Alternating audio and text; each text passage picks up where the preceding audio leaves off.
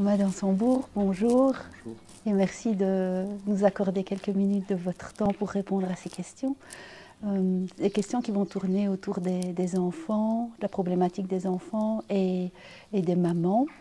Khalil Gibran a dit nos enfants ne sont pas nos enfants, nous pouvons leur donner de l'amour mais pas nos pensées. Est-ce que vous pouvez dire un mot par rapport à ça? Oui, ils passent à travers nous. Effectivement, on leur donne la vie, on les met au monde et puis ils appartiennent au monde, ils appartiennent à la vie. On peut leur apporter bien sûr notre soutien, notre élan d'amour, les encourager. Mais effectivement, ils ne sont pas notre chose. C'est précieux de les laisser penser par eux-mêmes, faire leurs expériences, s'ouvrir à la vie relationnelle et à la vie spirituelle en faisant confiance à leur intuition. Je pense profondément que c'est notre façon d'être qui les inspire. Les enfants n'écoutent pas ce que vous dites, la plupart des parents le savent, ils n'écoutent pas non plus ce que vous faites, ils écoutent ce que vous êtes, votre qualité d'être, votre cohérence, votre alignement, votre éveil, votre inspiration, votre générosité. Ça se voit, ça ne se dit pas, ça se sent. Oui. Et pour rebondir là-dessus, je reçois beaucoup de mamans qui ont parfois un sentiment de culpabilité quand elles prennent soin d'elles au travers de séances de sophro, d'art-thérapie, enfin des ateliers divers comme ça. En tous les cas, quand elles ont envie d'être dans une meilleure connaissance d'elles-mêmes, qu'est-ce qu'on pourrait dire alors à ces mamans? D'écouter les différentes parties d'elles sans les mettre en opposition. Il y a une partie de moi qui a besoin de prendre bien soin de mes enfants, d'être présente, d'être attentive, et je souhaite la meilleure qualité à ces moments-là. Et en même temps, il y a une partie de moi qui a besoin de prendre du temps de présence à moi, de soin de l'humain que je suis, et qui souhaite la meilleure qualité à ces moments-là aussi. C'est pas l'un ou l'autre, c'est l'un et l'autre. Et donc nous avons besoin de reconnaître ça, que pour être proche de mon enfant, j'ai d'abord besoin d'être proche de moi. Pour être détendu avec lui, j'ai besoin d'être détendu avec moi. Et que ça tombe pas du ciel, surtout si on a une vie bien engagée professionnellement, ou Bien avec une rempli. famille nombreuse, Ouais, bien ouais. remplie. On a donc besoin de cultiver son jardin intérieur parce que les fruits seront partagés. Tout à Et fait. donc c'est pas du temps pris sur l'autre, c'est du temps donné en qualité, en Oui. profondeur. Et puis c'est aussi un exemple qu'on leur donne. Clairement, de nouveau dans cette idée Qui que c'est peuvent notre façon pareil. d'être qui les inspire. On peut leur montrer que on peut prendre du temps pour soi, que c'est juste de s'occuper de soi, c'est juste de se pacifier, de se centrer. Un citoyen pacifié se révèle un citoyen pacifiant. C'est parce qu'il a pris du temps de pacification que son attitude est pacifiante. Il n'est pas passif dans son coin, il est généreusement impliqué dans la bienveillance, dans l'écoute, dans la solidarité, dans la co-création. Oui. Et c'est effectivement parfois encore un peu mal vu de prendre du temps pour soi comme si c'était égoïste, alors qu'au fond, si c'est bien vécu, bien sûr, et que c'est vécu dans une intention d'ouverture, eh bien c'est ça qui féconde notre qualité d'être aux autres. Oui, oui. Et puis de là va jaillir plus d'harmonie dans les différents Absolument. domaines de notre vie, quoi. Absolument. Oui. Et il n'y a pas forcément besoin de beaucoup de temps non C'est plus. ça qui est précieux, c'est pas forcément beaucoup de temps. C'est du temps de qualité, de profondeur, de ressourcement dans l'intime de notre être. Notre être intérieur est très profond, très riche. Il a juste besoin qu'on lui fasse de la place. Et il se ressource assez vite. Et puis, parmi ces mamans, il y en a qui ont un ou plusieurs enfants différents. Donc des enfants qui ont du mal à grandir. Certains, pour certains, il y a un diagnostic qui a été posé, pour d'autres pas. Voilà, elles sentent que ça dysfonctionne un peu dans différents domaines et en même temps, elles ont plein de jugements, évidemment, qui viennent de l'extérieur, parfois même de leur famille. Elles se sentent même rejetées, abandonnées par les plus proches. Quel message est-ce qu'on pourrait transmettre à ces mamans? Je parle des mamans, mais bien sûr, ça touche aussi les papas. C'est parce que la plus grosse partie de ma clientèle, ce sont des mamans. C'est pour ça que je m'adresse en particulier à elles. Oh, l'encouragement de base dans l'existence, c'est d'accepter ce qui est plutôt que de se battre. Accepter ce qui est, c'est mettre son énergie à transformer au-delà de ça, à améliorer, à affiner, à tirer parti, plutôt que de se battre, ce qui est peine perdue, puisque c'est. Mais c'est de se dire, qu'est-ce que j'ai à apprendre de ça? Comment je peux grandir avec ça? Accepter que on n'est pas sur Terre pour que tout soit parfait, à sa place, bien rangé. Ça, ce serait une intention de gardien de musée. C'est très ennuyeux. On est sur Terre pour être vivant, avec le vivant qui est dans tous ces états, qui parfois n'est pas comme on l'aurait voulu, et même peut-être pas du tout, et qui cependant peut nous apporter beaucoup, beaucoup de choses. J'ai écrit un petit bouquin sur le bonheur qui s'appelle Être heureux. Ça n'est pas nécessairement confortable. Passer à des paliers de bonheur successifs, ça demande de lâcher, de transformer, de quitter, de faire toutes sortes de deuils pour arriver à des paliers de bonheur qui se réveillent de plus en plus généreux. Et c'est donc précieux de garder cette conscience-ci. Je mets ça dans mon livre. Si je ne suis pas heureux de ce qui m'arrive, ça ne veut pas dire que ce qui m'arrive n'est pas heureux. Dans la continuité, pas dans l'immédiat, mais dans la continuité, tiens, cette chose que je juge malheureuse, elle m'apporte peut-être une occasion d'éveil, de transformation, d'affinement de la conscience de mon être, qui va permettre de me désencombrer du personnage dans lequel beaucoup d'entre nous sommes pris et qui est étouffant. Oui, tout à fait. Ah, oui. Et justement, votre livre, donc, Être heureux, ce n'est pas forcément confortable. Vous savez nous en dire un petit mot? C'est né de... Mon premier livre s'appelait donc Cessez d'être gentil, Oui. soyez vrai. Et je voyais très vite, en pratiquant ça moi-même, qu'être vrai avec soi et cesser de se conter des histoires et de s'inventer du cinéma, ben, c'est pas confortable. Regarder la vie vraiment comme elle est, se regarder comme on est, c'est pas confortable. Mais comment être heureux si on se ment à soi-même?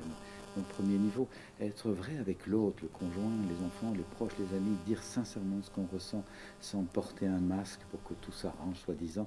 C'est pas forcément confortable, mais comment voulez-vous être heureux dans une relation avec un conjoint, avec des enfants, avec des amis, si vous jouez un jeu que vous êtes au fond hypocrite ou que vous dissimulez la réalité? C'est du faux, c'est du toc, c'est pas du vrai. Et enfin, être vrai avec la vie, avec l'univers, avec la grâce, avec le souffle, on l'appellera comme on veut, ben, c'est pas toujours tout confort. Et donc je réalisais bien que si nous voulons passer à des paliers de bonheur plus profonds, nous avons besoin d'intégrer l'inconfort comme une condition, comme un ingrédient. Bien sûr, nous tendons vers un palier de confort plus important, confort au sens de bonheur ou même de paix intérieure. Oui, voilà, c'est ça. Nous tendons vers cet état de paix, mais comme il s'agira de quitter des choses, d'apprendre à dire non, ça c'est un exemple bien concret. Comment voulez-vous être heureux si vous dites oui à tout le temps? Vous allez être hyper encombré et vous allez passer en burn-out. On a besoin d'apprendre à dire non pour se respecter, indiquer ses limites, les faire respecter par les autres. C'est pas toujours facile. Non. De nouveau, comment voulez-vous être heureux si vous ne faites pas les deuils, que vous accrochez à tout en voulant tout garder avec? Ça ne va pas. La vie est un cours. Pour que la rivière arrive à la mer, elle a besoin de faire le deuil de toutes les berges auprès desquelles elle se serait bien arrêtée. Parce que le paysage est joli et qu'on y est bien dans un méandre tendre. Et voilà, on a besoin de lâcher les choses, de faire des deuils, petits ou grands. Mais sans faire les deuils, on ne sera pas heureux. Donc apprendre à faire les deux, c'est pas confortable, mais c'est nécessaire. Et ainsi de suite. Oui. Bien vivre ses colères. Dire ses colères à temps, dans la bonne mesure, à la bonne personne, plutôt que d'accumuler, et puis d'exploser à quelqu'un qui n'en peut rien. C'est pas facile d'apprendre à faire ses colères. Cependant, comment être heureux si vous vivez mal la colère? On a besoin d'utiliser la puissance de la colère. Cette énergie de la colère. C'est une énergie extrêmement transformante. Oui. Les peuples se sont libérés de l'esclavage grâce à la colère. Et donc, moi, j'ai pu changer ma vie de juriste qui s'ennuie grâce à la colère. À un moment, c'est la colère qui m'a permis de dire, mais tu as besoin de changement, reconnais-le, arrête de te mentir. Je dois à ma sainte colère d'avoir mis en route un processus de transformation. Ce n'est pas la colère qui est négative. C'est ce qui pourrait arriver avec la colère si on ne sait pas bien l'utiliser. Oui, ou comme vous disiez, alors que ça se retourne contre soi. Oui, et qu'alors on est dans la déconstruction plutôt que dans la construction, quoi. C'est tout à fait ça. Oui. Et vous voyez que là, cette proposition que être heureux, c'est pas nécessairement confortable, ça va fort à l'encontre de notre société qui nous invite au confort qu'on peut acheter à tout prix, soi-disant. C'est complètement une illusion. Ne soyez pas mal, si vous êtes un peu dépressif, prenez un petit médicament, si vous êtes un peu... partez en vacances, achetez ceci. Si vous vous sentez un peu solitaire, allez sur Facebook, vous aurez des amis, enfin, c'est complètement illusoire, évidemment. On a besoin d'accepter les inconforts comme étant des ingrédients de notre transformation, de notre éveil. Nous sommes des processus vivants. Oui. Et alors, dernière chose, donc, au travers de l'atelier que j'ai eu la chance de vivre avec vous ce matin, donc vous disiez qu'en général, dans nos relations, que ce soit avec nos proches ou nos collègues, on est plutôt dans 80% du temps où on va essayer de s'exprimer, de parler de soi, etc., de se déverser même, de gémir parfois, de se plaindre. C'est ça, se plaindre, se lamenter. Oui, et 20% du temps où on est dans l'écoute de l'autre. Et vous disiez que l'idéal serait de pouvoir inverser ces proportions.